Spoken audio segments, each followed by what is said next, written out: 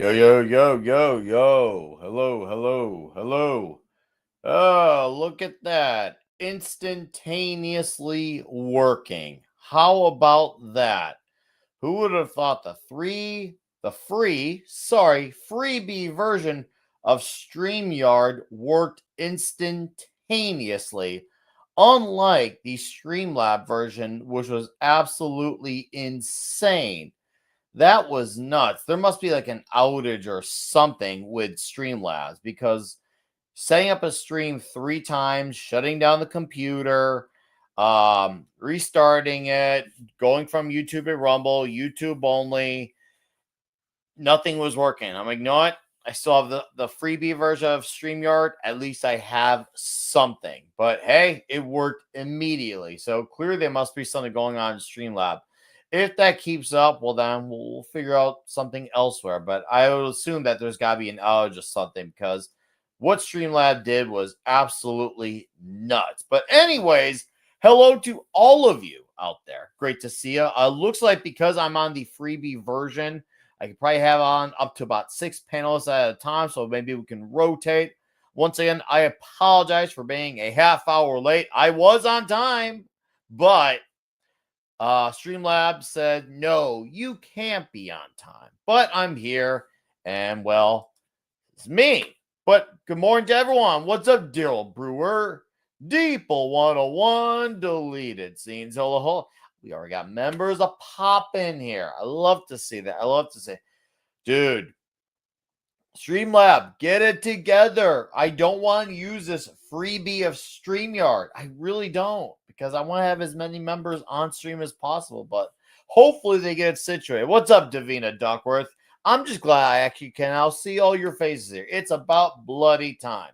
So, Andy, try to jump in for me. Yeah, no, that would be great, man. And you know, guys like dude, you can stay here as long as you can, man. I know we can make it work. I'm sure with guys like us around here, we seem to be very mindful of time and space around these parts, which I am very grateful for. So let me now get the link going here because I'm going to post on the live posts. And yeah, we'll get this conversation going. It's about bloody time. Oh my goodness, dude. That was righteous. That was absolutely righteous of YouTube to be doing that. I really don't want to go back to paying for StreamYard. I really, really don't. I mean, if I have to, oh boy. I mean, just the extra, that's to me, that's extra money I don't want to spend unless I'm really forced into it. But anyway, let's go to that community post because, well, I want to get that link in for you guys to show up and hang out. We'll probably just ramble on. That's all. There's no plan. So, and let's see here. Channel members. Okay. And forgive me, guys. I haven't done this on StreamYard in a bit. Hello, Penny. How's it going? All right. Channel members. All right. I just put in the StreamYard link on the community post, so please do hang out over there. Meanwhile, I'm going to post the link for the stream here. And yeah, this is going to be good. Your shareable link. Awesome. All right. Final. I'm gonna post on X. Finally live without Ricky Retardo bullshit going on. Come hang out on the huge member stream. All right, it's gonna be great, guys. Let's have some fun. And who knows? Maybe we'll get into about some of the posts going around about the Dark Knight trilogy. Maybe we'll get into that because that'd be fun. That would be fun. So, okay, let's delete this shite, and that way we have the other one. Okay, I just posted the link for you guys to pop on here. So if you're a channel member, please come hang out. And guys, I did try to do the Rumble thing with YouTube. It wasn't letting me have it. So maybe I'll try that for later. What's up, One Punch Man Tolkien fan? Long time no see. Thank you. Hopefully you are well. And, okay. Yeah, we're all set. StreamYard link should be working. And it shows we're live on YouTube. I don't know why, dudes. I don't know why, but, you know, Internet's all funky and shite nowadays. But hey, maybe we have a nice little Dark Knight debate because I think that'd be fun. I think that'd be real fun. I definitely want to talk a little bit about what I've seen on Tulsa King because Tulsa King has been absolutely kick ass. I finally got caught on with season one, finally finishing it, season two, and then the three. And then we got Daryl Brewer here starting the morning off. What's happening, everyone? Hello, sir. How you be doing on this fine Sunday morning?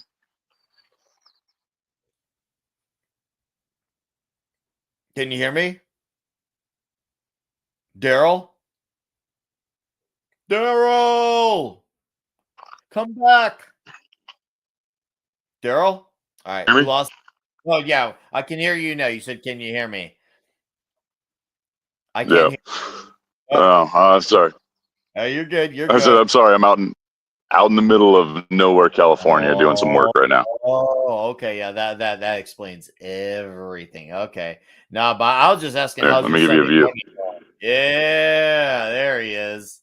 Oh, that is a nice view. That's a nice view. I agree, Deeple. Daryl's voice, yeah, Daryl's voice is perfect for voiceovers. He's got that perfect deep voice too. I'm like, I love it. I was like, wow, eat your heart out, Luther Vandross. That is a voice amongst men. Hi, for real. What's up, Comic Relief Crusader? So what's new with you, man? Talk to me. What's going on in the world of Daryl Brewer? Like I said, nothing much right now. Just out in California working on a ranch, doing some maintenance on the place, and then tomorrow morning get back on a plane to head back to Arizona. On a plane. Hopefully there are no snakes on that damn plane. You don't need any of those damn snakes. If you see one of those, you gotta mollywop them for me, okay? You don't need those motherfucking snakes ever, anywhere. On no motherfucking plane.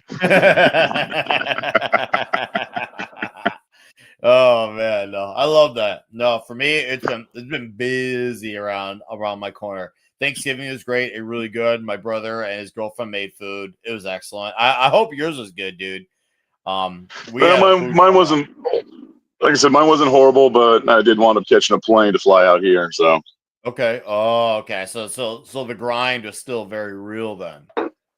yeah. Mm-hmm. I hear you. So. I hear you. Yeah, we had Thanksgiving, and lo and behold, we had Over the Top playing as things were going on. The Stallone arm wrestling movie, which could be any. It was like the Toxic Tuesday version of Thanksgiving. It was just like, yeah, right. If you think that really is a Toxic Tuesday version of Thanksgiving, everyone's celebrating family and eating, and then there's just Over the Top playing on the TV. It's just like, wow. This is wonderful. I cannot complain. That is hilarious. Right? I just imagine the visual in your head. Children running around, kids going crazy. Over the Top was playing.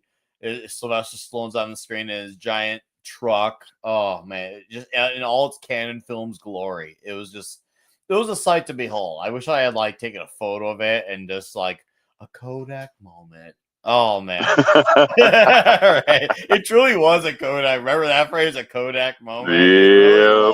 Really then we went to the area where they shot the movie Groundhog Day. And we went to go see. Yeah. Dude, it's pretty cool. I love it. I love that area. And we got to see the Christmas lights go up, and then we drink a bunch of hot chocolate, and we watched The Incredibles, the first one, which is, no pun intended, it absolutely is incredible. Like, best Fantastic Four movie we never got, because it really nails that concept without being it. Right. Mm-hmm. My kids had never seen it, so I was like, I gotta show you kids what's up. Hey, wait a minute. How old are your kids, if you don't mind me asking? No, good, 10 and 12. And they'd never seen The Incredibles. That's bad parenting on your part. Yeah, it's okay. Better late than never. That's all I say. Is better late than never. Like, my oldest finally saw the first Rocky a year ago. So okay. Yeah, she actually really liked it. And I took her to see F1 earlier this summer when it was coming out in theater, because my youngest, she wasn't really interested in it. But my oldest was like, yeah, I'll go. And yeah, she really liked it. And her and I, we couldn't tell you anything about racing to save our own lives. We really couldn't. But we really enjoy it. She enjoyed it too. And I'm happy she enjoyed the movie because she could have easily not enjoyed it. She could have not. But I remember thinking, That's true. I don't know if she'll like this. Maybe she, I'm referring to this and also, of course, The Incredibles. I was like, will she like this? Maybe I'll hold off on this one because she likes a lot of the more animal-based movies too, and definitely she definitely has her particular taste. But no, The Incredibles, it absolutely worked, man. I'm really happy to say it worked because I was kind of where I'm like, is this not gonna be for her? But nope, got lucky. We got lucky. Nice. Uh-huh. No, I didn't have anything fun like that yet. Like I said, I got had Thanksgiving brunch with my youngest daughter and her grandparents, and then jumped on a plane to fly out here, and been working ever since. Got a roof redone on a greenhouse. Got a couple shelters I got to redo the roofs on, and then I got a bunch of oak trees that fell that I got to cut up and split for people out here. Wow, dude, you're working hard there. Working very hard. Wow. So what do you got, 14-hour shifts? Well, right now with the way that daylight savings kicked in out here, I work until dark. So it's like up at 6 a.m. and go until about 4:30, 5 o'clock. I'm gonna answer this real quickly. Dude, we saw the preview for what was it, Avatar. I took my youngest to see Wicked because she's into those type of things, and she thought Avatar looked creepy. Maybe I'll see if her play the preview for my oldest, see how she feels on it. But my youngest is not enthused with the blue people. She was not enthused. The blue people did not excite her. Did not excite her. So I saw that preview for that when I went and watched Badlands in theater, and I got a lot of Last of Mohican vibes off of that preview. From Avatar? Yeah. I mean, God, from what I've heard a lot of people say, because I only watched the first one once and never saw it again. I didn't exactly hate it. It was just kind of like, for me. I didn't think there was anything bad about it. It was just kind of like a harmless movie. It seemed like Ferngully, just not as good. And I don't mind if someone's basically doing their own take on a tale we've known before. So the first one to me was it was a combination of Ferngully and Dances with Wolves. Okay, see, I haven't seen Dances with Wolves, so maybe there's something to that I'm not aware of. Yeah, that's an older Kevin Costner movie. It is a 3-hour long movie, so you need to sit down for that one. But its basic premise is that he's a Union soldier sent out to a remote fort. He's the only one there, and he winds up bonding with the natives that are on that land as well, and eventually becoming one. Yeah, I haven't seen it, and it sounds like something I would have at least seen once in my life. I can't believe it, but when you spell out that story, Daryl, that sounds like very well checks out with Avatar. Yeah, that really does. It sounds like you nailed it. If anything, just by the way you're talking about it, sounds applicable. Yeah. I haven't seen Dances with Wolves, but maybe I'll have to in the future because that sounds like it would be very entertaining for me, even if it is a 3-hour view. It sounds like a 3-hour viewing that's worth my time, and I feel like those are the key words: worth my time. Yeah, I personally like it, but I also like that style of movie. Okay. Yeah, I know a lot of people give Costner's big movies like that hell. I mean, I remember when Waterworld came out and they tore it to pieces. Oh, I never understood that, man. I never understood that. I enjoy Waterworld, dude. I don't know if you were watching Toxic Tuesday when we did that one a few years back, but yeah, I love Waterworld. Yeah, it's ridiculous that part, but do I love it? Yeah, I love it a lot. I think it's an outstanding flick. I feel like it's one of the most underrated movies ever. I never understood it. I don't get it with how it got flamed. It seems like over time there has been like a slow emergence of a fan base that has grown for that movie, and I'd like to hope it's based on the movie, not just the insanely troubled production that was on that movie, because it's easy to appreciate that the literal hell that they went through to make that movie. But I as a story, I do enjoy it on its own merits. I feel like it's an incredibly underrated movie. Yes. And looks like we got some Waterworld lovers. I'm glad to see it. Went to watch Utopia 2. Didn't enjoy as much. Now, did you like it or did you just not enjoy it, period? I want to know what your thoughts are, One Punch Man. Then Alita hasn't been seen yet. I'll probably have them. I'd say probably I have my youngest. They've seen certain PG-13 movies. I always kind of like take it case by case because sometimes you can see a pattern like, really, what's so like, unusual about this movie? So I take it case by case. I could see my oldest being interested in it. I let her watch that. My youngest, I'd probably give her another year, so she'd be 11 then. So that'd be 2 years. Yeah, she'd watch that one. I don't know if she'd be interested in that one, but my oldest for sure would definitely be at the very least like curious about that. That's for sure. So maybe that won't be next. She did love the first Zootopia. So Waterworld is unique, and that's the only post-apocalyptic movie that is on a water world. Okay. Well, yeah, true. It is on an actual world of water. Yeah, it's true. It suffers from Dennis Hopper being too Hopper, though. What's up, buddy Hepburn? I don't know, man. You can never get too hopping with Dennis Hopper. I didn't like. Okay, didn't like it. It's interesting. The reaction to that one is very interesting. It seems like people have been very hit or miss on it, but if there's one thing I've seen that's a bit of a unified comment, whether it's liked or not, is that it's kind of like a T2 or an Aliens, where the story is very similar. There's a few minor tweaks. It's enough of a thing to stand its own 2 feet, but some people might still think of it as the same movie. But T2 and Aliens are very similar in those movies, where just basically some roles are shifted, and it's fine. I don't mind movies like that. Because to me, it's like, okay, when you make a sequel, you're trying to hold on to a base and you don't want to tweak too much. And then if the sequel does good, then you can start taking some chances with a third movie if necessary. But it seems like for the most part, Zootopia 2 seems to be more like than not. So I think should there be that for those who are interested, they will get their wish granted. I'm waiting to see that Mel Gibson hunting season movie. That looks great. Did you see the preview for that one? It looks like one of those indie flick budget ones. Oh, dude, it looks. I'll have to send you. I know you and I follow each other on Twix. It's supposed to come out in a few weeks. It was a trailer that just came out of nowhere. It was just like, whoa, okay, this is sudden.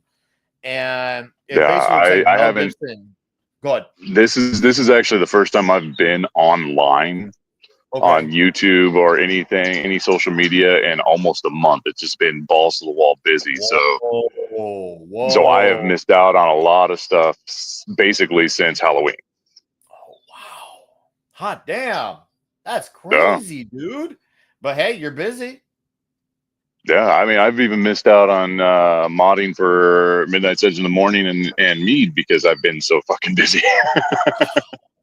Wow. Okay. Hey. It happens, man. Luckily, us guys, we're still here. We're still operating along, even though everything with YouTube is a lot more hectic, more days now than ever. We're still going, man. And I have absolutely zero intention of leaving, even with everything that YouTube has done. And I know the changes have definitely hurt a lot of the channels, especially the bigger ones. It seems like these changes that they've made have been really crippling to the channels. But guys, the ship can sink, Titanic will sink. But Rose King, she could be the one that sinks. I'm going to swim, okay? I'm not going to be like Jack, okay? I'm just not going to be like Jack. No, I'm going to still be here. Once this ship is done tumbling, I'm going to be one of those guys that still remains, that hangs on in the balance of it all. I refuse to go. So YouTube's got to really nuke 800 of my channels and my very presence on, let's just say, Midnight's Edge, in order for me to not simply be around here anymore. I don't think YouTubers are gone that extreme on anyone, to my knowledge, ever. Not even Alex Jones. Rose is a low-key Murph. Which Rose are you talking about, Mr. Hepburn? I'd like to know who you are referring to, sir, because there's a lot of Roses. Oh, Rose from Titanic. Yes, I don't know why my brain's all slow, which is really ironic considering I'm drinking Red Bull right now. Yeah, she kind of is. She kind of is. And if only James Cameron was legally allowed to be sued for that movie, because it was not a Titanic movie. It was the Jack and Rose experience. It was about them, and the stuff with the ship all happened at the last 20 minutes. I mean, granted, the sinking was starting earlier out, but you get what I'm getting at. It was like beginning, end. And that's like the first 10, 15, last 10, 15. And then there's this wide gap where it's about the Jack and Rose story. I'm like, bro, what am I getting into? I remember being so confused as a 10-year-old seeing that movie, like, why are we getting this story here, not a movie about the ship sinking and the tragedy and the people surviving? Instead, it ends up being this other crappy bullshit. And that's when I realized. Dude, I was more interested in the orchestra band just sitting there posting up at the end and just like, well, let's do this. Okay, that part was good. I will say that. Throughout the lovey-dovey story, it was like, we know we're going down. We'll just go down with it all, playing our instruments. Deeple, that's birds in the background, bud. Yes, he's out in the woods. He's doing stuff, Yeah. The Zero Burst Mode now. It's just the animals. It's the animals. I would take in Rose from Doctor Who as Doctor Who. I mean, Kate Winslet or the character of Rose? There's room for Jack, and she was like, "Cool, you stay in the cold as fuck water, potential sharks." I love the sound of nature. I'm quite a fan. That's why I'm totally fine with Daryl having those sounds. It actually adds a little layer of atmosphere between the two and I talking. It's almost like we're having an outdoor conversation. You guys are just chiming in on it. For real. You guys are just chiming in. I love it. Really just in case, Deeple. There we go. Like I said, I got big ass. Great. Oh, I love it. I love that view, dude. Oh, it looks great. Nature rules. Yeah, look at that. Completely freaking just all that going on. Amazing. That thing is huge. Yeah. Hey, you got positive reactions, Daryl. Positive reactions. It's good. Yeah. Hey, as he should. It does rule. Nature does rule. Yeah. I like it. I like it a lot. Now I'll have to send you the trailer for that hunting season. It basically looks like a Mel Gibson vigilante type of movie as an old man, and it's supposed to be coming out in like select screenings, so it must be like an indie flick. But I'm like, I will happily take old man Mel Gibson being the shit out of bad guys for any reason. It doesn't he doesn't even have to have a reason. Just if I hear words Mel Gibson beats the shit out of bad guys, I don't even care if there's no story. If that is the story, that's good enough for me. Yeah, it was like what's funny is that there's only 2 movies that have ever made me jump in a movie theater when I watched them, and one of them was Event Horizon, and then the second one was Payback, and it was a Mel Gibson movie, and the scene where they took the sledgehammer to his feet is what made me jump. Oh yeah, because I have this damn day. Yeah. I can feel the shivers from that one. Yeah. Yeah. What's up, deleted scenes? Hey, good to see you. Can everybody hear me okay? Am I echoing too badly or anything? Let me know. I'm on my mobile. I can tell you're on mobile, but you still sound good. You sound Okay, like the deleted scenes that I know, and I'm very much okay with that. So I'll ask Steven then, since he's here. Did you see that Mel Gibson trailer for hunting season? Yes, I did. What do you think? Does it look like just gonna be a retardedly great time? Yes, it does. Yes, it does. I'm hoping to get a chance to see it here before too long.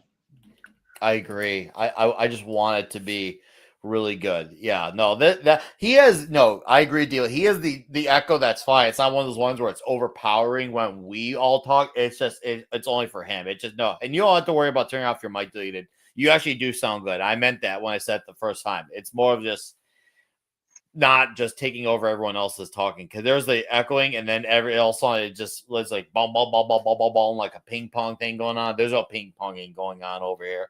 What's up, Ben Dowdy? How you doing? Good morning to you. Oh, I'm actually looking right now just to see if there's anything on that hunting season, because I wanted to. Nope, still nothing. Still no time. It's supposed to come out on limited screens next week, but yet there's no show times. What the hell, Fandango?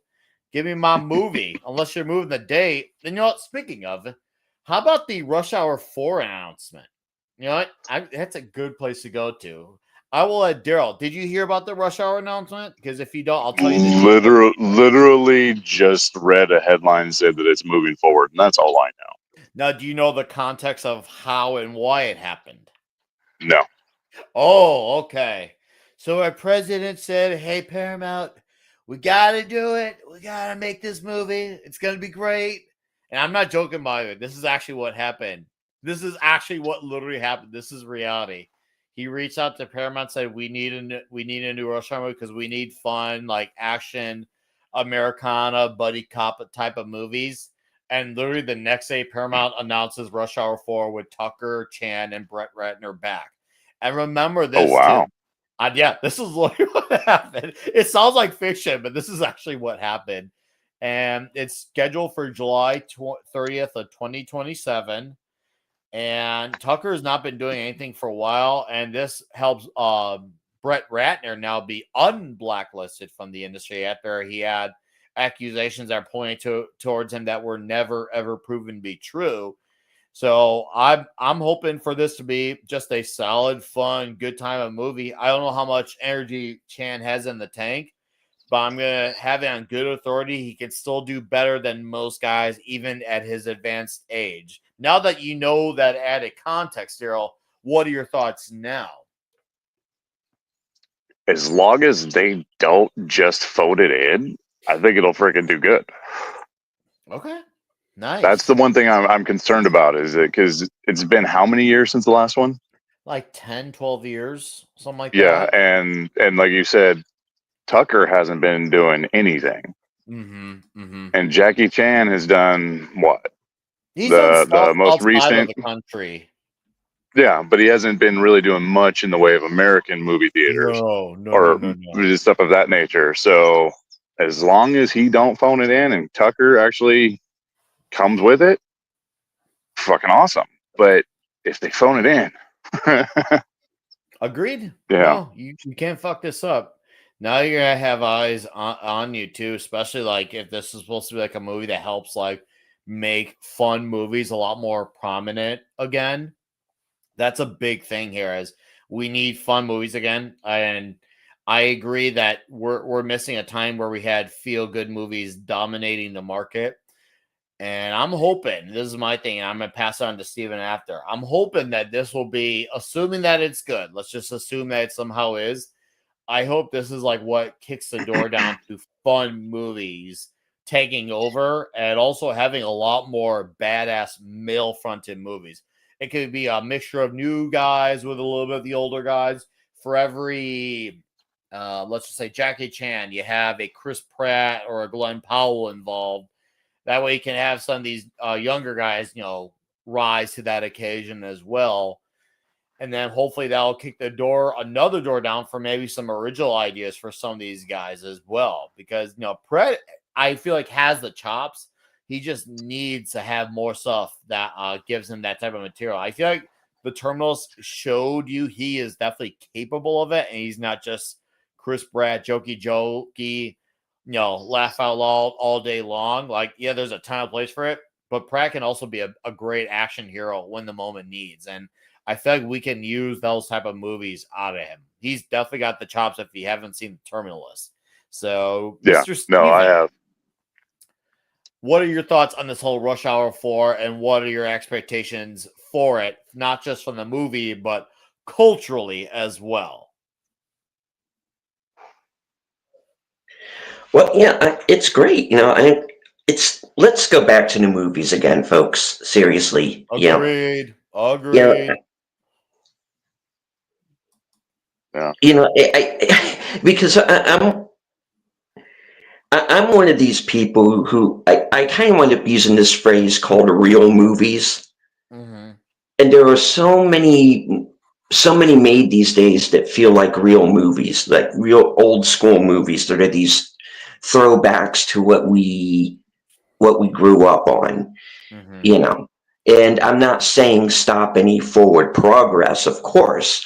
What I am saying is let's go back to making movies entertaining again. And let's get these budgets down and let's bring in more independent creators who have new ideas, so we're not, I mean, don't get me wrong, I'm glad there's going to be a new Rush Hour, but enough with the sequels already. Let's bring some people in to make some original film. Agreed. So yeah, I mean, and I don't want the theater experience to go away. I want the theater experience to come back, but they shot themselves in the foot with the whole streaming thing. Mm-hmm. So, and it's like they're not making movies to make money, they're making movies to make a streaming release date. Yeah. There's so many factors involved, way too many factors involved with meeting the streaming, and also adding 800 other agencies that had no business being in these movies, aka which relates to the budgets you mentioned. Go on. Mm-hmm. So, let's get back to the old school way of doing it. You have a theatrical run, you allow a movie to either succeed on its own and become a hit or off of word of mouth, and you build it up over weeks, and that's how you make the money back. Yeah. All right. And then, 4 to 6 months later, you can go to video and streaming or whatever. That's what you need to do. You need to go back to the way it was done, because you don't need $500 million to make a Rush Hour movie. No, 125 mil max. Yeah. So that's good. I'm glad. I hope Jackie's got enough left in the tank to do one more. He's not a kid anymore.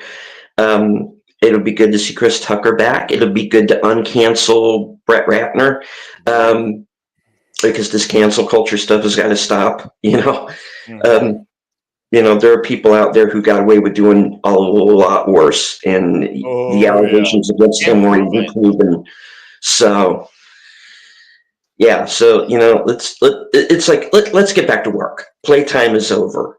That's what I feel like in 2026. Playtime is over. Let's get back to work now.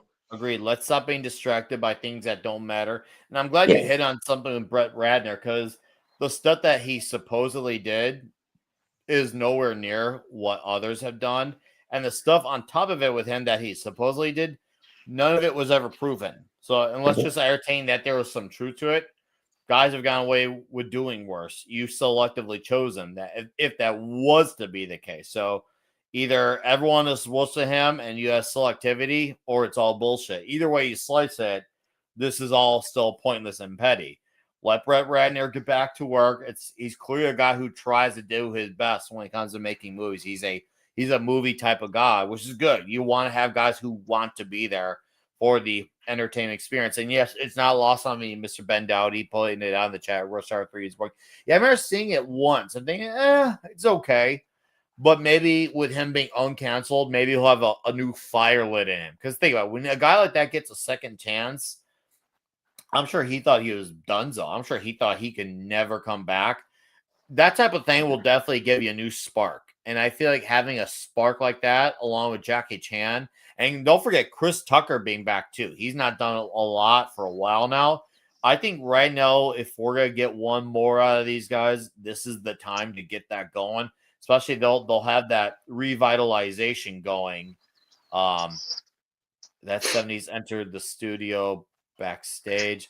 We lost deleted scenes. I hope the deleted scenes comes back. Hi, 70s. Hey, how you doing? What's happening, Brian? We're talking about Rush mate. Hour. Good to see you. Well, now you, dude. I'm all right. I may only be here for a few minutes because The dog, Mrs. and the dog might be arriving back shortly, and then I'll have to go do some stuff. So I thought I'd leap in while I can and make this stream as gay as possible. Oh, well, as we talk about the gayness, I want to hear your thoughts of the willed into existence by the United States President Rush Hour 4. What are you hoping for culturally out of it? I would hope for fun, and excitement, and enjoyment, and action. And, that would be yes, nice. Lots of action. Are you Lots of hoping buddy. Are you hoping for Chan and Tucker to be close together in the movie many times? I think so. I think the closer the better. I think sliding against like each other, slipping and sliding. We all want action buddy comedy. Yeah. Buddy bro rom-com type stuff. And nothing, just that's all we want. It doesn't have to be meaningful in any other way if it's just full on that with the jokes and the gags and the action and just how much action there can be. There's got to be as much as there can. This is one of those movies that needs to be somewhere between an hour and 30 to hour and 45 at max. Keep it tight. Yeah, keep it tight. Keep it tight. Oh, we're all dudes here. Yep. Yeah. One other thing I want out of Rush Hour 4. I want this movie to tell a complete tale in one movie. I don't want this movie to be a preview or a trailer for something else. I don't need an hour and a half preview of something that leads to another thing. This needs to tell a complete story. If you want to open the door for, let's just say, a younger prodigal son, maybe someone like the Tecker realm or the Chan realm, that should be nothing more than a hint that's alluded to. This needs to tell its own full-on story within its movie. Don't be a trailer. Don't be an extended trailer for something else. Be a 100% movie that is a follow-up to what we have seen before. If you want to hint at something, well, it should be nothing more than a hint. It needs to be a complete Rush Hour 4 story in and of itself. Something that you can watch and appreciate on its own merits without having to make it a homework piece or a piece of a puzzle. Yeah. See, I think they've got the basis of a plot would be, because seeing as Trump willed it into existence, is first of all, he'd have to be in a cameo somewhere. But secondly, it could be ICE is attempting to deport Jackie Chan while Chris Tucker's losing his EBT. No, I'm just kidding. It's funny. I'm going to be condemned to hell for that. You just said the quiet part out loud. That's all. I did. This is Toxic Tuesday, isn't it? All right, shit. Oh hell! I think I'm going to hell. You've already committed. Now you can't back away. You're all there the goes way my in. channel. You're all the way in. You don't just get to slip out now like that. You gotta make sure you stick around. See, when I say these things, is because I'm leaning into the humor, and I don't think humor should not be politically correct. I agree. No, it shouldn't. Never be. And nobody or nothing should be immune from it. So, but I guess some snowflakes probably going to be upset. Some white liberal Karen, middle class Karen, will be upset by things like that. Well, she's a bitch. Speaking of that kind of stuff, though, I look like I got some animals trying to slip a border, and I think they heard Brian because they are sheep, so they are running. See, it's funny that you should say that, because when we got our puppy 6 months ago, she's a rescue, and we thought she was a lab blue heeler mix. Turns out she's large part of her is Great Pyrenees, so they're sheepdogs. So that was a completely by accident. Completely by accident. Well, it's worked out. The dogs that we've got out here for these sheep are oh crap! They look like Pyrenees, but they're not. Okay. They're an Italian Shepherd dog. Oh, so, right. Okay. Right. Marama. So Marama. That's what I was talking about. They are Maramas. They can rub out the wolves. They put a contract out on them. Put a hit on them. Yep. All right, Daryl. Sounds like you need to leave. Yes, sir. I'll Thank you for being here, man. Good to Great see to see you. Yep. I'll make sure I send you that hunting season trailer later.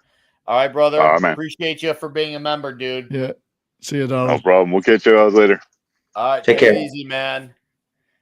All right. Anyways, as we were talking about Wool and Jackie Chan and Chris Tucker being close, yeah, homoeroticism in movie we could make great again as well. I Why think we not? could. While we're at it, yeah, why I think we not? could do that. Yes, yes. I mean, we shouldn't be. We should see the Asian and the black guy, coming to terms with their affection for each other. That's not going to happen. No, it's definitely It's not going to happen. That is. So, do you think this movie's going to get boycotted by certain people because No, Donald Trump willed it I into think existence? there will be people who will complain. I think Mhm. there'll be people who are definitely going to complain about it. And I think it's just going to be just that. It's just going to be people who are going to complain. But theaters need this movie to come out. Paramount needs this to come out. And Yeah. if you look at also where Paramount is going directionally, even though it's not been like said or announced, I've been paying attention to the patterns of what's going on with that company. Because if you look at what's going on with them, what I'm leading to is UFC starts being on Paramount Plus early next year. A. B. What is on Paramount Plus right now? A bunch of Taylor Sheridan led shows. And what do those shows have in common?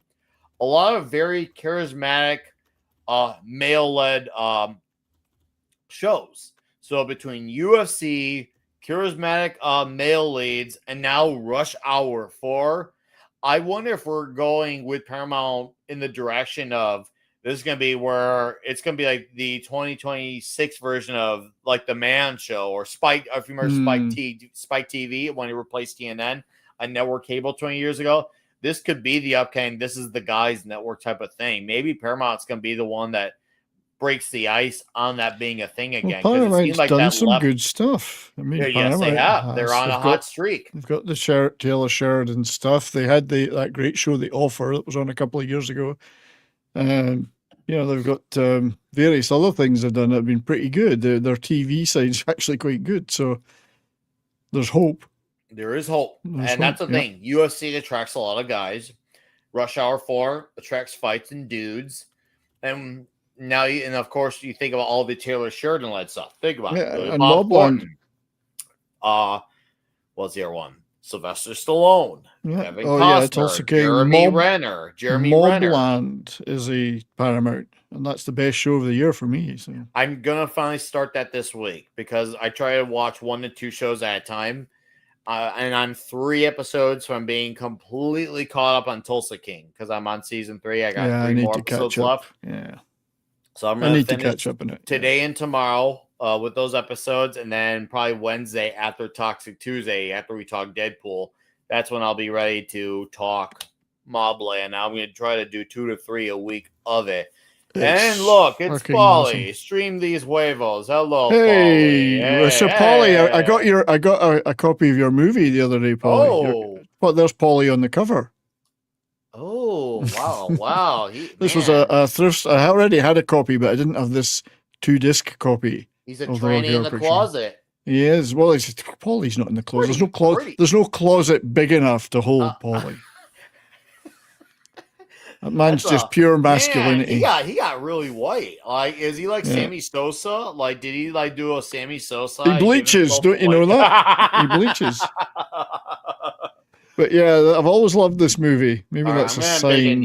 I'm gonna beg in you though. So this is the 25th. I got this in the thrift store for $2. It's the 25th anniversary edition with 2 discs. So it replaced the single disc version I had. Ooh. It's actually a wonderful movie. I do love this movie. I've seen the stage show as well. I didn't dress up though. Ooh. Yeah, are you sure about that? I was the Meatloaf character in jeans and a t-shirt.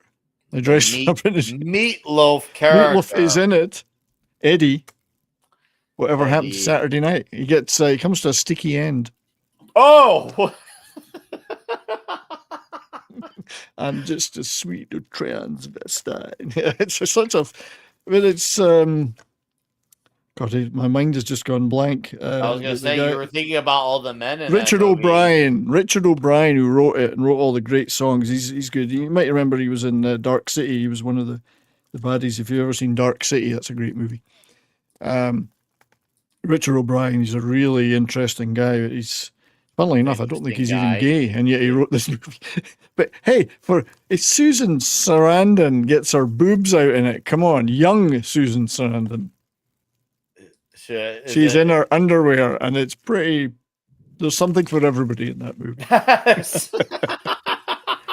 It's just a jump to the left.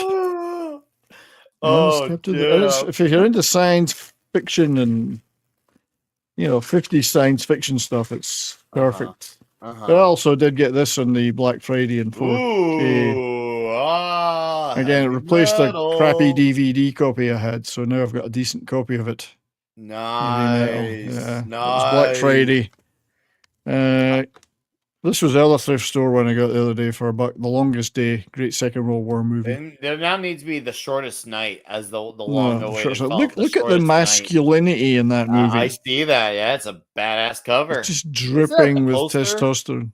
Isn't that the cover of the movie? It's poster, is. I think so. Yeah, I've seen that Probably. poster. But this is, I mean, you got the great John Wayne in it, of course. But I also got season 1 of John Pertwee, Doctor Who. It was on sale. Ooh. That's my era. Ooh. That's Oh, my yeah. era. Love Oh, that stuff. yeah. Anyway. Dude, that's nice. Yeah, it's John you Pertwee. maybe want to whip out my 4K. Maybe You should. I should. I've only gotten one lately, but I'm gonna whip it out. Deleted You scenes. should. Why don't you tell us about your recent 4Ks you got? but Deleted's got tons of good stuff. Yeah, he always knows what to whip out. He also watches some great movies. Oh, yeah. Well, I have been waiting for this Shudder 10th anniversary box set to come out, and I pre-ordered it. And I know some other people who also, actually on my suggestion, went out and pre-ordered it, and they've received theirs already. And I gotta wait until tomorrow. So, unfortunately, I don't have it with me. So I'm looking forward to looking through that, because Nice. what I'm planning to do is I'm going to do a big unboxing video, and then I'm going to review all the films in the set. That's the plan. Nice. And so I'm looking forward to that. Let's see, what did I get that was recent? I got so many titles running through my head right now. I know. So much stuff. I've got Les Samurai on the way All right. from Criterion. Supposed to get that on Wednesday, I think. Let's see. Well, you do some really interesting movies on your streams. I wish I could watch more of them, but time, you know what it's like with time. Time is fleeting. So, but you've got some interesting stuff, mate. Yeah, I mean, I know we've ragged on a lot of movies this year, but there have been some good ones. There's been some good ones. There has. Go on. I'm gonna get my 4K while you talk.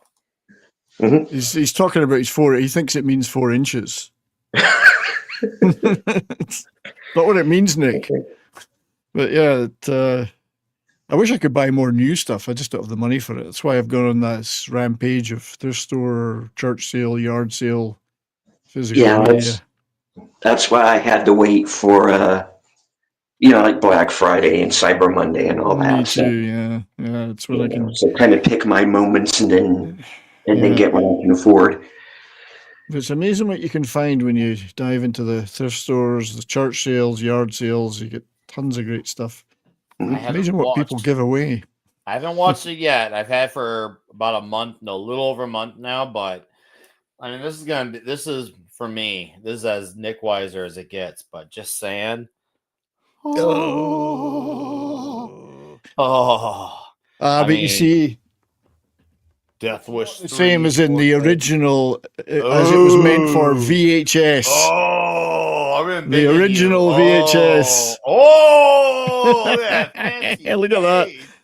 Wow. That was a thrift store find as well. Now that. But anyway, you've got the 4K. So now you've got the 4K.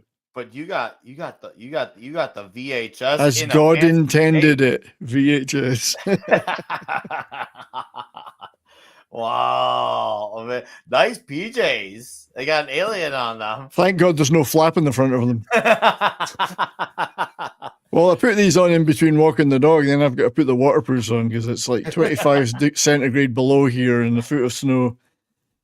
She doesn't seem to mind. But We got snowed on pretty hard. How'd you get? we had about 8 inches to a foot of snow, but it drifted a lot. So, but it's like we're used to it here. So it gets cleared off the streets off the pathways pretty quick, but it's cold. It was like 25 to 30 degrees centigrade under zero, below zero last night. It's gone up to about minus 15 right now, centigrade. I don't know what that is in Fahrenheit, but it's cold enough to freeze a witch's tit. I can hear plinking all over the place as the brass monkey balls. So. but Ivy doesn't seem to mind. She loves it. Well, she's Pyrenees, so she's got a double coat on her, so she's pretty warm. She's warm. She hated the summer. She likes the winter. Ooh. Yes, and the sheep are fine. The sheep are nice and warm. It's a 3 dog nights, a 3 sheep night. 3 sheep. Oh man, that's great. There's 3 sheep. I was working on this idea. I might try and write a little short story and turn it into an AI video instead of like that. Like they've got the quickening in in Highlander. I was thinking of calling it the bleatening, having something to do with sheep.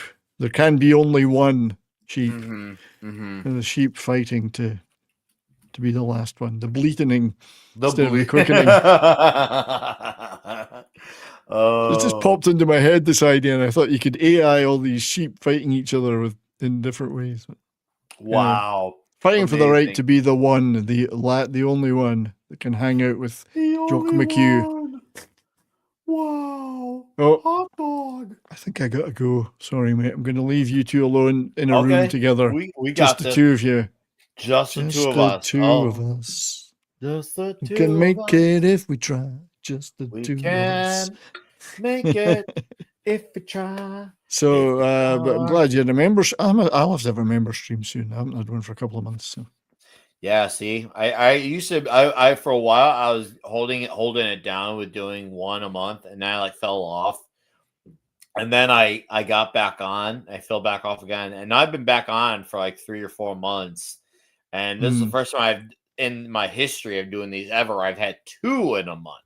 So I'm like, okay, now I got to make sure I don't skip December. I want to make sure I still do a December one.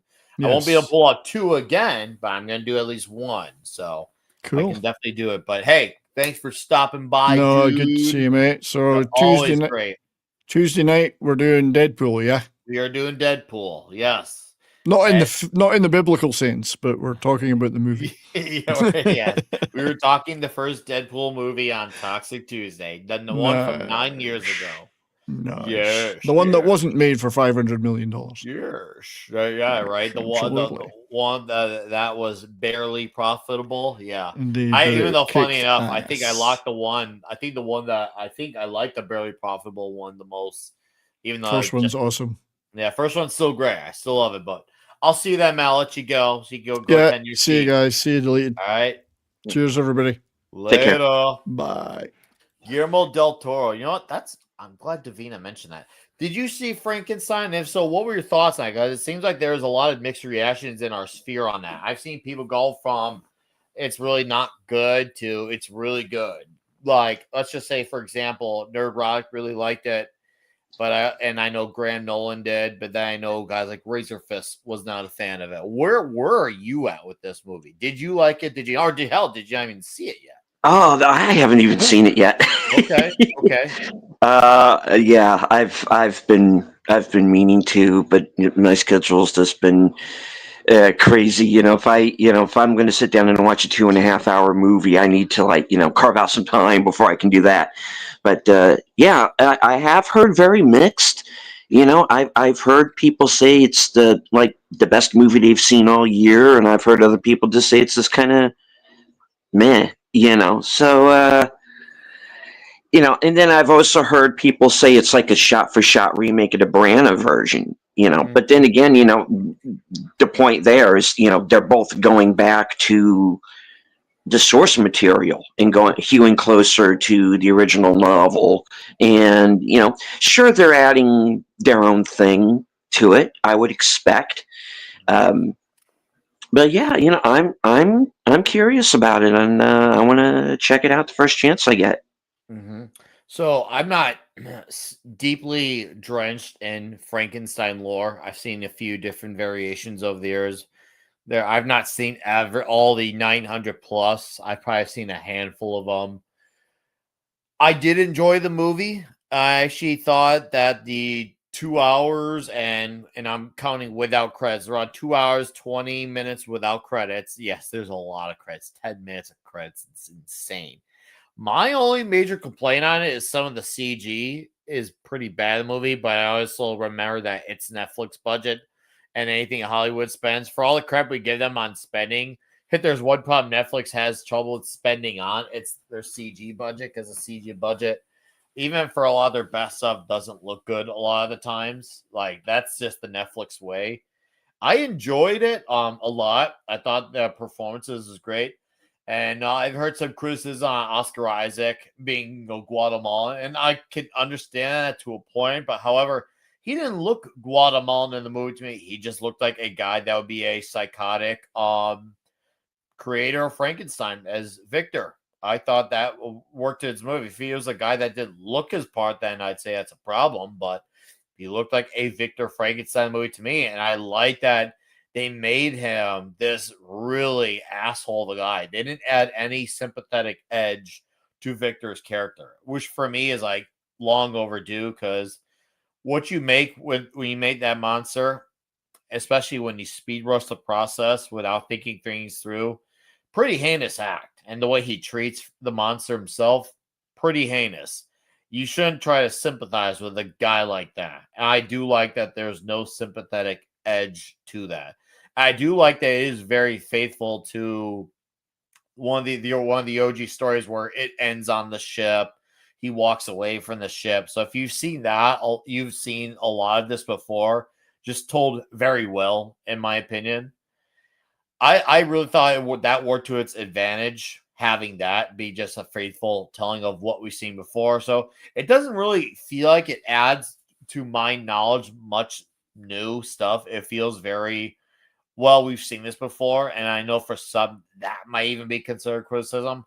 I'm fine with that. I feel like nowadays we've gotten so much of let me put my spin on things, and it becomes a bit of a divisive topic. We'll just say a bit of a divisive topic. And to be fair, Frankenstein has taken up all sorts of genres over the years. But I feel like since you're telling a old gothic type of horror tale, I feel like for a old gothic horror tale, I feel like not straying too far is probably ideal. But that's just my take on it. I am looking forward to The Wolfman from next year from Robert Eggers, though. Where are you on that one? Looking for that one? I am. Eggers is kind of hit and miss with me. I like Okay. The Witch and the Northman better than I did Lighthouse or even Nosferatu. It's, I'm not trying to hack on that movie, but because I know a lot of people love it, but Yeah. I thought there were a couple of tonal shifts in that didn't work for me. Okay. But yeah, I'm looking forward to seeing what his take. It's clear that he's in his own way trying to bring these kind of universal monsters back and just doing it in his style. Mhm. So yeah, I'm looking forward to it. It's interesting you brought up the ones you were more interested versus the ones that you weren't as interested, because I'm kind of like the opposite. I actually like The Lighthouse, and I'm a bit of a mixed bag actually when it comes to The Northman. I think The Northman starts off good, but then there's that twist later on that actually kind of brings it down for me. And I really enjoyed Nosferatu. I really like the gothic look of the movie. It definitely looked like something that was from a 90s Norwegian black metal album cover, which I enjoyed as well. And I enjoyed the performance of the guy who is Nosferatu himself. there's about 100 of those guys with that last name. I can't remember who's the guy who's the monster in the movie. Bill Skarsgård. Skarsgård. I was gonna say there's about 900 Skarsgård. I don't know which one that is, but it's a Yeah. Skarsgård. Thank you. There's so many of them. There's the There one are. in John Wick 4. There's this one. The only one who I know is different is the old one because he's the old one and he was in the Avengers, the first movie. So that was like, okay, Right. old man Skarsgård, and the rest all just kind of look alike. So unless you like give them different shoes for me to like see, I'm not gonna notice any difference for them. But yeah, the Northman seems to be heavily appreciated. Heavily appreciated. And I thought it started off cool, but the twist is like, you sure about this twist, dude? Seems a lot of people seem to like it though. Seems like I was in the minority on that one. Where were you at with the big twist with the parents? Do you remember that?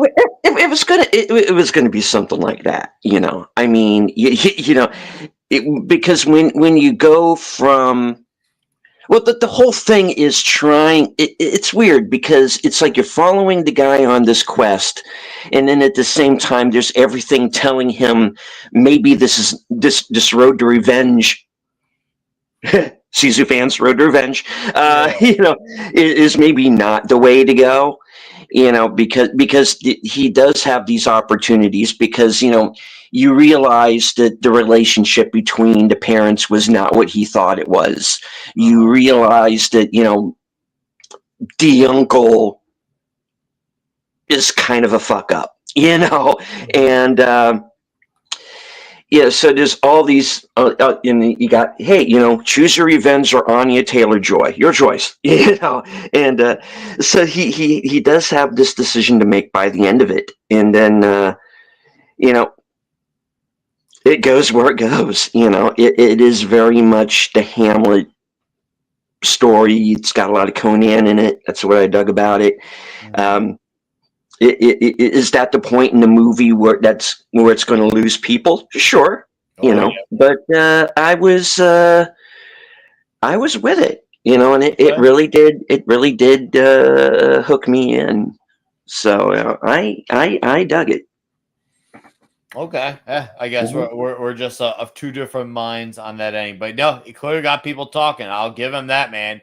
It definitely was the thing that people are like, I don't know about this, but it seems like no one thinks it's a bad movie. So I think Eggers does have that going for him. He's definitely a director who has the potential to be like a name-based director, because you know Hollywood hardly has any stars, and we used to have a murderer's row of name directors.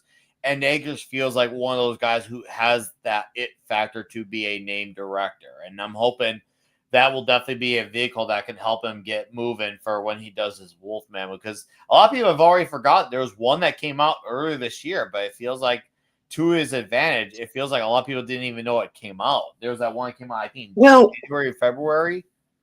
The problem with that movie is that even though it's called The Wolfman, it's not really a Wolfman movie. Really? That's what everybody.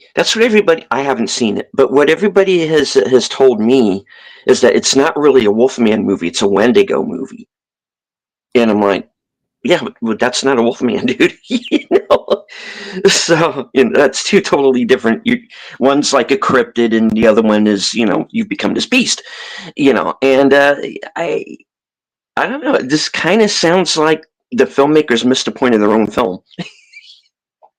Wow. That's what it sounds like to me.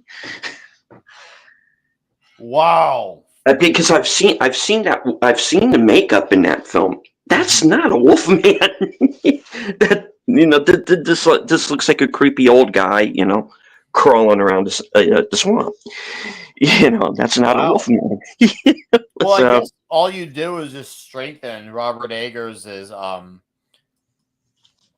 push for a Wolfman movie to be once again to his strength, because if it sounds like what came out was barely even a Wolfman movie, it's gonna make that movie even more of a past memory, if not outright memory hold then, if that's the case. So hey, good for Rob then. Good for Rob. Yeah, dude. I'm looking forward to it.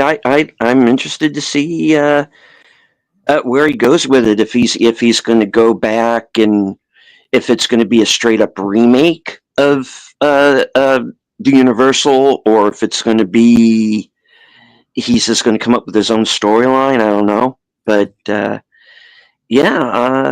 I'm definitely.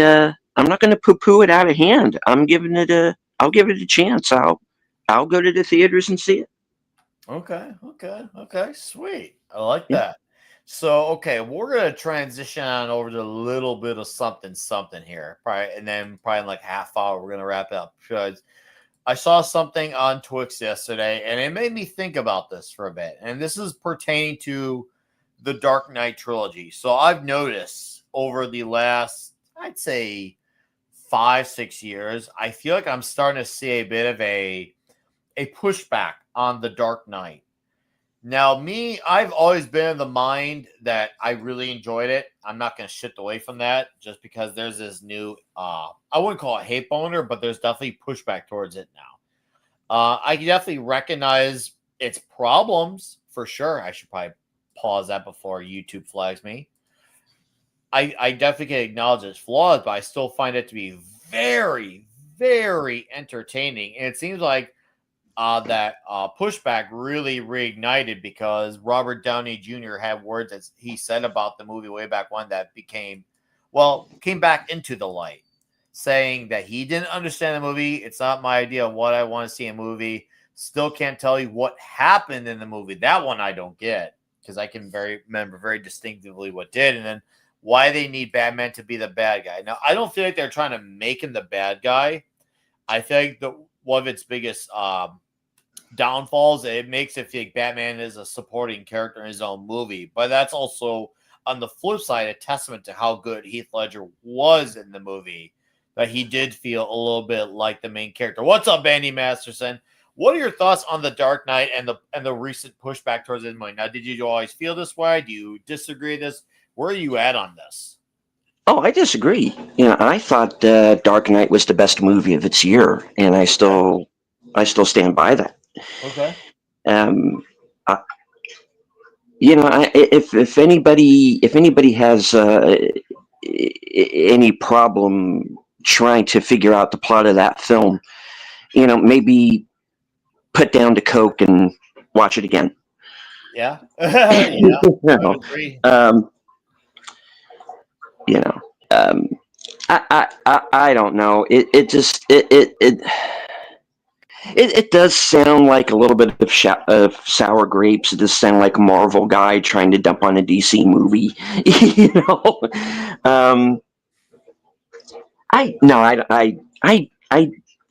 It's weird. There can be like a popular movie and everybody will go to the theaters to see it multiple times. And then there always seems to be this thing of years later, because this is going on with Titanic as well, where it's like, back around to Titanic. It's callback, people. Anyway. Yeah. So, True. No, you're right, though. Go on. Yeah. So it's like, I'll use that as an example. I remember people going back to see Titanic in theaters 4 or 5 times, a dozen times. And it was the same with Dark Knight. But there always seems to be this thing about every 30 years, you have like a popular movie, and then people suddenly want to pick it apart. It wasn't really all that good. Or, it didn't make any sense. And, what if this had happened? That you didn't say that at the time. You thought this was the best thing since Pockets. So it's like, I don't get what your issue is. I don't know where the pushback is coming from. Downey's got to beef with somebody involved, I guess. I don't know.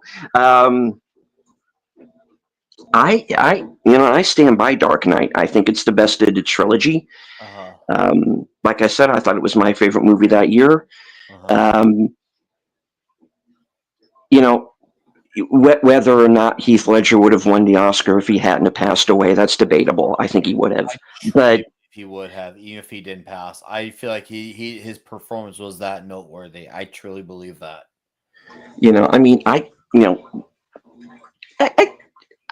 It's a pretty easy to explain movie. You got this guy who's pure evil, pure chaos, and he's up against a guy who has a code, and he's in, you have the chaos trying to get the good man to break his code and essentially become him in a way.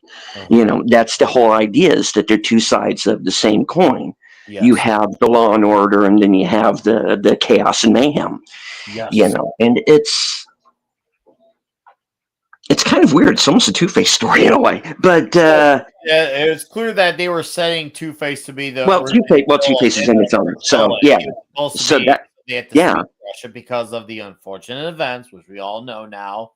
And yeah, it did feel like they were setting up very well for that third movie. That would have made sense too. That would have made sense.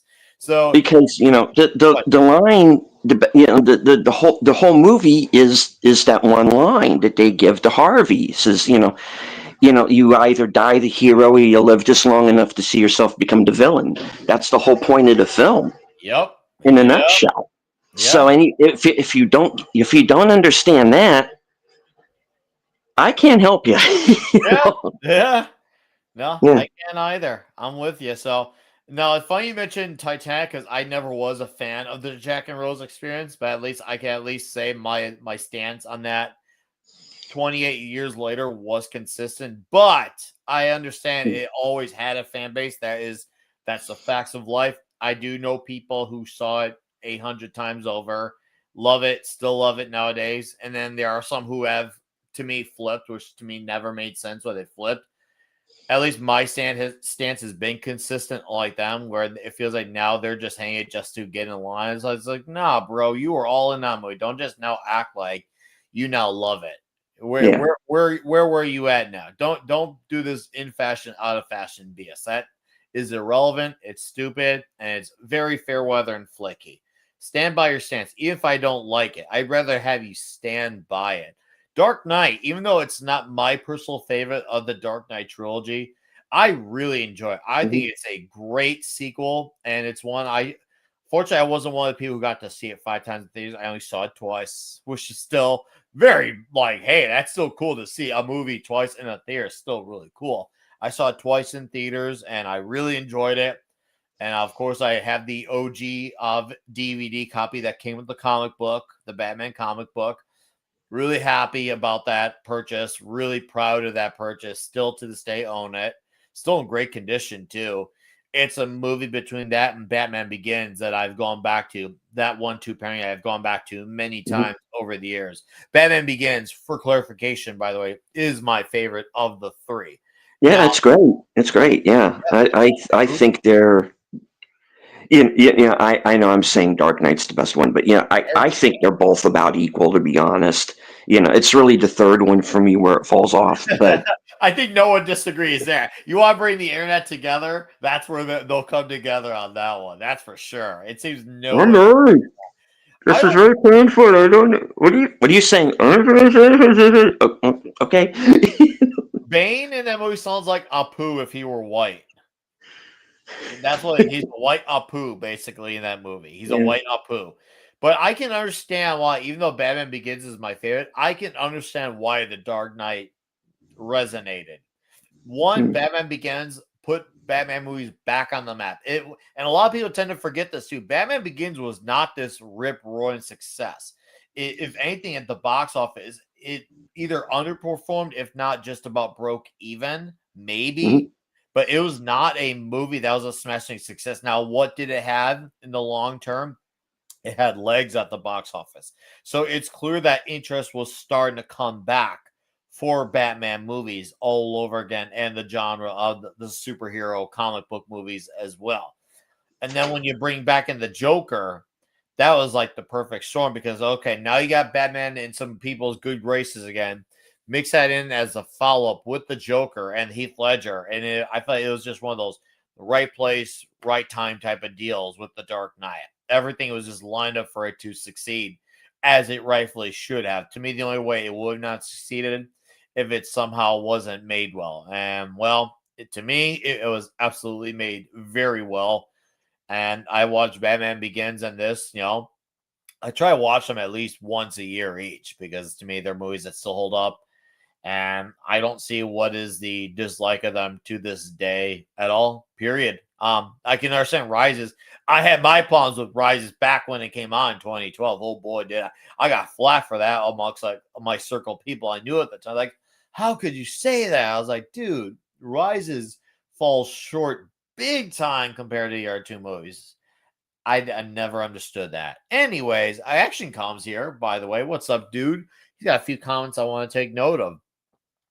Rose should have never gone out of that lifeboat and let Jack float on that debris. Oh, yeah. We talked about that much earlier in the stream. I think it was right before deleted scenes even got here, even. And then Politico Type said Batman was allegory for George Bush's need for a surveillance state. You know, after hearing Christopher Nolan in recent years, I feel like that's people's wishful thinking because he has talked, Christopher Nolan, about wanting to be very politically neutral when it comes to movies. And Just Joe, what's up, Just Joe? It's been a long time since I seen. He says he leaves a calling car. I know, I love that line. But I feel like people were just looking into what they wanted. That people were looking for a confirmation bias because, sorry, I hate Bush, and now if I watch something, I need things to lean into that direction. Yeah. So it can confirm my beliefs. No, was there stuff that are coming out at that time within that between 2003 through 2009 that was anti-Bush? Yes, of course. There absolutely was. I'm not going to pretend like it never happened because it was there. But I'm going to call it as it actually is, and not even as I see it, as it actually is, because sometimes when you say as I see it, sometimes that could be you're looking for it versus what actually is. And when you go for what actually is, look at no further than Fahrenheit 9/11. If I want to throw in music, you can throw in Green Day with their American Idiot albums. And they said it word for word. So this isn't my opinion. These are their words. And I'm paraphrasing here that they put out that album because of how they felt about Bush. Now, trust me, I think Green Day is horrible, but it ain't because of how they feel about George Bush. I'm just telling you the facts and nothing but. Though that is actual anti-Bush stuff. As much as I have my issues on the surveillance state and George W. as well, The Dark Knight was not that. That's just people needing things to be true. Kind of like this nowadays, how modern day shippers of everything look for things and take mental gymnastics to make things about what they want it to be. It's not like you're waiting to say something deleted, so take it away. Yeah, you can make a movie that lambasts the surveillance state and not necessarily mean any particular candidate or party. A show that I bring up on a number of occasions, Person of Interest, was very much about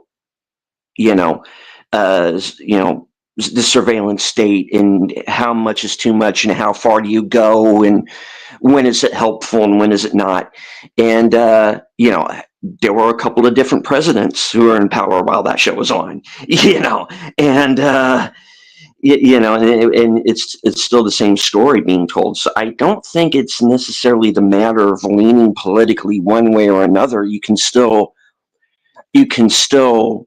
talk about that. You can still have that in your film as an idea and not necessarily be, go through, like you say, these mental gymnastics of having it be against one politician or another. You can still tell that same story. It's more of a cautionary tale. It's a warning to everyone of what not to do. Yeah. That's the way I looked at it. Yeah. I can't prove it, but if I did have the psyche to get into Christopher Nolan's head, I don't think George Bush was living in his head rent-free when he was making The Dark Knight. No. I think he truly, and trust me, I have my issues with some of Christopher Nolan's movies. That's not one of them. If it was, I would outright say it, but I don't need something to be true just to justify my point for a sensationalist headline. Yeah. That is not it. I see nothing overtly political in any of his movies, but there is a way to make a political point and not hit you over the head with it. There's still a way to entertain. And Hollywood used to be able to do that. Nolan can do that. Oh, absolutely.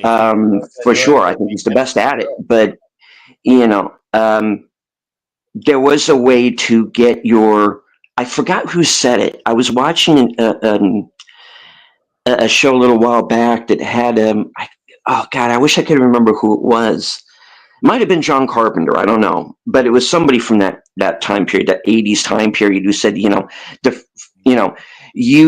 there is a way to tell a story and get a political point across without hitting people over the head with it. People want to be first and foremost entertained. You can have a message in there, but at the same time, people don't go to movies for politics. They go to movies to be entertained. There is a way that you can do both, where people can see, if they're looking for it, they can see the message in there and go, oh, that's what he's trying to say. But at the same time, just go in and see a kick-ass film. Yeah. I see John Carpenter being the guy who would say that. I'm assuming that it wasn't. Let's just assume it is for conversation's sake that it was.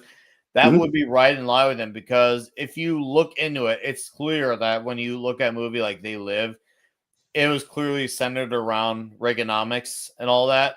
But if you watch it without having any of that knowledge, you can apply it to anything, any other political mass consumerism that has happened throughout time, because we've seen that happen, and you can watch it and see it in any of those things. So even though there's a specific influence he had, the way it's told, it can be universally seen through many other lenses. So that seems like something that John Carpenter would say, to add to your point. That seems right in his wheelhouse.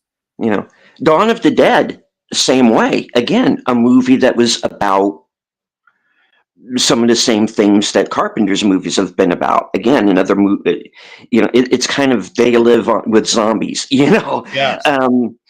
With actual zombies, and but you can take away that political message, and there's still a kick-ass, very character-driven horror movie in there that you can still watch it on that basis. So they Nolan can do that. Romero could do that. Carpenter could do that. But you have some of these younger directors today who seem to have,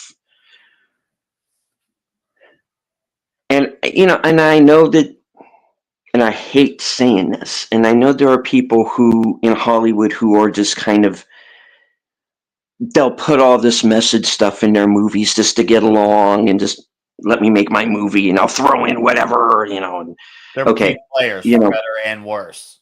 I'll throw in a sexual harassment subplot into my horror movie, even though it has nothing to do with it.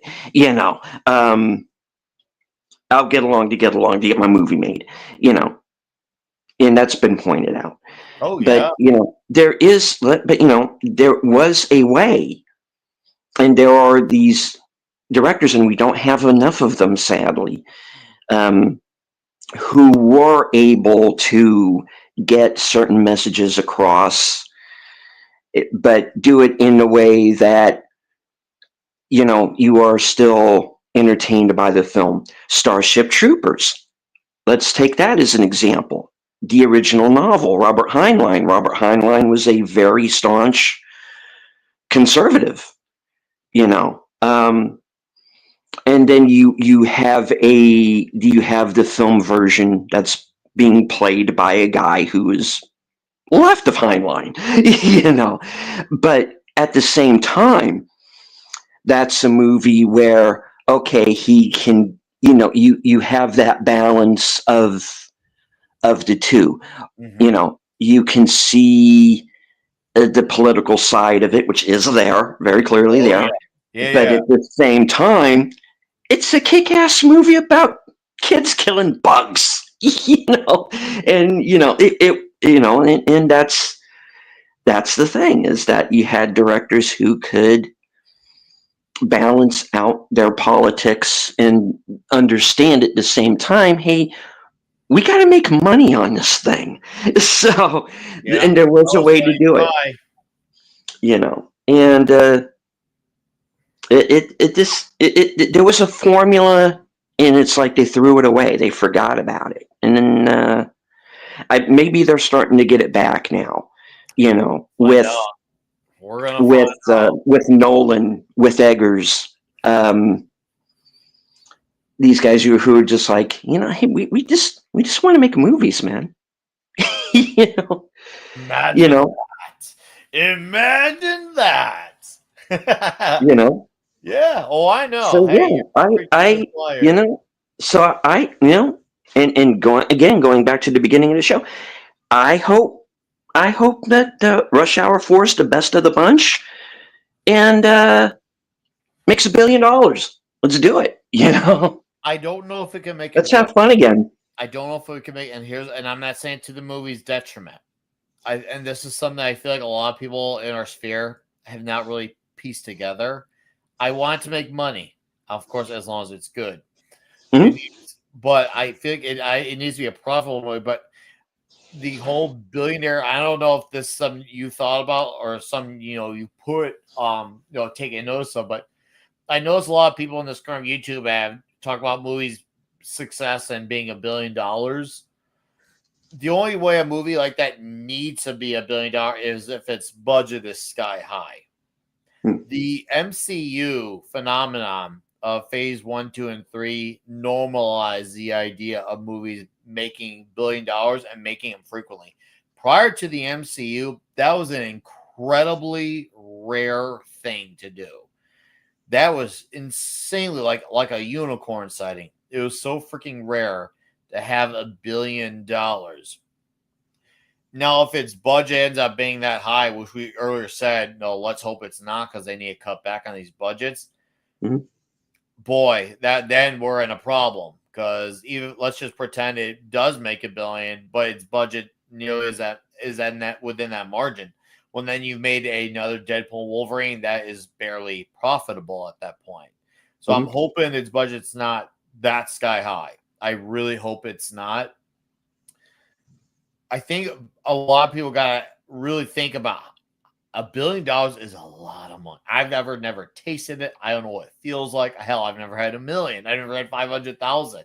Never had 100,000. All I'm trying to get at, I feel like, and maybe it's unintentional. I feel like people have forgotten that how rare the $1 billion thing was before the MCU. Hell, to be more fair, even to the MCU, it wasn't until the first Avengers that they even had $1 billion. It was phase 3 when they were doing it like it was a damn sport. And then also all these other movies, since people were in the full swing habit of seeing movies, especially right around phase 3, other movies were benefiting from the success of the MCU and doing $1 billion flicks up, down, left, right, and center. What I'm trying to get here is let's hope that the budget for Rush Hour 4 is not only within reason, but the movie, if it's good, is profitable and makes serious money to the point where you can not have to worry about the $1 billion being the expectation going forward. Because I feel like that is, in my opinion, I feel like even with higher prices, I feel like that's still an unrealistic expectation. Do you catch what I'm getting at? No, I get it, and I said it as an example, but that I hope it makes that does well and makes money. Yeah. But so maybe that will be the what the kick in the ass that Hollywood needs to wake up and say we got to get back to business again. But yeah, I mean the whole issue of all right, because everybody's been talking about this Deadpool and Wolverine. Costing, I guess 500 million plus now to make. Now, I saw that movie. I liked it. It's okay. I didn't think it was the best thing ever made. I thought it was kind of jangling keys to movie, but it had some fun moments. Now, where was that money? Because it wasn't on the screen. I don't look at Deadpool and Wolverine and go, that's a 500 that took 500 million to make. Really? Bring No, here, I no, think so. yeah, laundering, endless, no, assistants, the cab driver who drove, Channing Tatum to one scene of the movie. People like that are getting credits for these things, and they shouldn't be. I'm not sorry when I say that. If you're a stuntman, okay, hell yeah, you should be getting credit. But if you go through the credits and see the amount of shit that shouldn't be involved as a credit for a movie, has no business being in the credits, and yet shit like that also contributes to these high budgets as well. Because you have to, and we were talking about it earlier, these credits that are 10 minutes long, Insane. you have to pay all of those people. Yeah. Which is, and I'm going to make fun of a movie I backed. Make fun of it. Hey, make fun of it. Okay. Shelby Oaks. I back Shelby Oaks, people, and I've seen the movie and I like it and I stand by it. But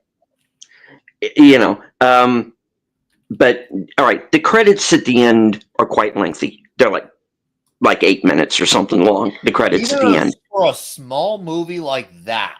But it's all of the crowdfund people, one of which was myself.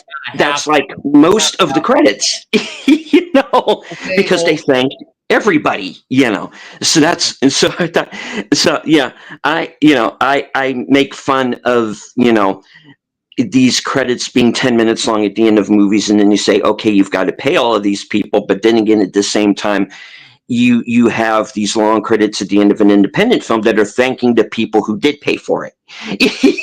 So it's a double-edged sword. Hey, I'm glad that the guy who drove Channing Tatum to the set got paid. But at the same time, you gotta get these budgets down. And and when I heard about Deadpool and Wolverine, and it's like, this is a scam. This has got to be money laundering. They got to be cooking the books.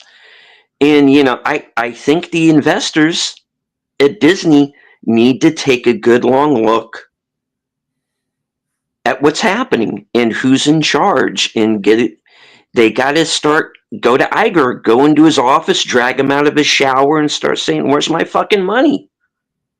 Yeah, it's absolutely because a lot of us before this recent news came out, we all thought Deadpool and Wolverine was super profitable. We knew the budget was high, but we didn't know it was high as it actually was. And I know I'm from the camp that really enjoyed that movie. And budget numbers or not, it's not going to take away my enjoyment. But however, it's going to definitely still make me realize, there's still a problem with these budgeting issues, because this is nuts. Every time we think about how nuts it is, we continue to find out more, and it gets nuttier as we learn more. It's really bizarrely impressive in its own way how much nuttier this all gets. It's like, bro, how do you do this, guys? Cut back. They have gambling habit where it's like they got that taste of winning. It's like that guy who got that taste of winning money for the first time, and then they got hooked on it. And because they got hooked on it, they realized, okay, I did it again. Okay, let's keep playing. Let's keep playing. Eventually, when you get that cocky gambling, eventually, eventually the debt comes due. And now the debt's coming due, but they're treating this stuff like it's a gambling habit where they just won't accept that this type of money is not going to come back as frequently as they used to. What happened was a rare period in time. You're going to have to accept that that's never going to happen again. It's just even let's just pretend theaters are in full swing again. You might get a moment where it does it again for a few years, but it's never going to be a gold standard, even with the higher prices for movies be seen like that. The MCU was an anomaly. It should never be the expectation, because it's literally impossible to be the expectation. That's just it. Because there's going to be times where people just want to do other things in the world. Even movies are, let's just say, better or good, whatever word you want to use. There's going to be things that are the thing to do, whether it's sing, some big pop music show, whether it's some big video game comes out, some big Harry Potter event book. Movies are going to come and go in the spotlight. Will they still be around? Yeah, of course. You're not going to see me post 900 videos about how the theater is over and never coming back. But it's going to have to accept there's going to be moments where the industry is just not as strong. And, well, like everything, you'll have your moment to come back. But don't expect to stick around forever because almost nothing does unless you're I was going to say Star Wars. Not anymore. Harry Potter, Nintendo. Even then, those things have their ups and downs. Life is a series and history of ups and downs. And with that, I think Steven and I here are going to call it a day and get on going with our day because I got a Sunday to do. And, well, I have a life, but I want to at least hang out with you guys since I have a rare Sunday off from my employer. I want to hang out with the members and our chat for this impromptu Sunday morning show. So I just want to say to our chat, thank you for dropping in. I apologize for those of you who are coming to the numerous streams and seeing the issues I was having with Streamlabs, trying it 3 times. And it took for the 4th time for it to work by moving over to StreamYard. Hopefully Streamlabs gets its shit together so I won't have to deal with that issue again. That was really annoying, slightly embarrassing, and retarded. Wouldn't let me stream to YouTube and at Rumble, so I hated that. But at least for those of you who stuck around, thank you guys. I do appreciate it. It was nice to do 2 member streams in the month of November, and I had a really good month as well with super chats, ad revenue, and direct donos. Thank you guys. I did see the number. It was like right under 150. That's really awesome because the 2 months before that were not as good. So I just want to say thank you guys for basically giving my last 2 months numbers within the sum of the month. That shit doesn't go unrecognized. So thank you guys for that. And I will make sure I do another member stream in the next 2 or 3 weeks again, just to continue to express my gratitude and thanks. And I'll just have an excuse to hang out with you guys. So thank you guys, whether you're a Balls to the Wall member, a huge member, a Dolph Lundgren member. It's all the same. It's all appreciated. This Saturday, we'll have Klobby's Comic Shop. And, of course, on Toxic Tuesday, we'll be talking the first Deadpool movie. That's what's coming on my side. But I'm going to let Steven have the floor and plug what he has coming out. So, sir, have your last words. All right. Well, in about an hour and a half, I'm going to have my own member stream. So those of you who are listening in right now, if you want to be in on that, become a member of my channel. It's actually fairly affordable. All right. And let's see. Tuesday at 7 p.m., I am going to be hosting the Mystery Movie Night podcast. So we will be reviewing whatever the Regal mystery movie is for tomorrow night. And let's see, Thursday, I am going at 4:30 p.m. Eastern. I am going to be joining Outlaw Bill for Action Theater, and we are going to be watching the 30th anniversary of Braveheart. Smoking. Yeah, and then later on that night at 11 p.m. Is my show Coming Attractions, and there you will get to find out when I am going to be doing next week. Then, of course, stay tuned because stay tuned to my channel, and there'll be there's an unboxing coming up. Like I said, I'm finally getting that Shudder 10th anniversary box set, so I'm going to be talking about that, and I'm going to have a couple of reviews coming up as well. So stay tuned. Nice. I'll be looking forward to watching those myself. Go hang out with Steven on his member stream, guys. Please do that. Don't do that for me. Do it for him.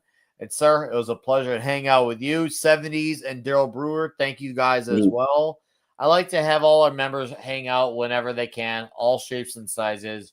You're all excellent, and you're all appreciated. And to chat, have a great Sunday. To you, Steven, have an even greater Sunday, sir. You too. Thank you, guys. And we're out of here.